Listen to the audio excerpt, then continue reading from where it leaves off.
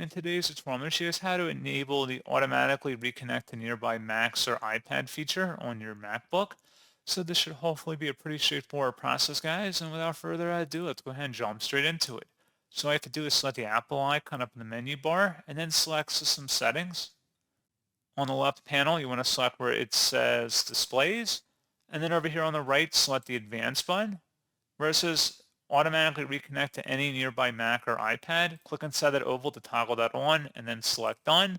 And that is all you have to do. So pretty straightforward process, guys. And as always, thank you for watching. I do hope that I was able to help you out. And I do look forward to catching you all in the next tutorial. Goodbye.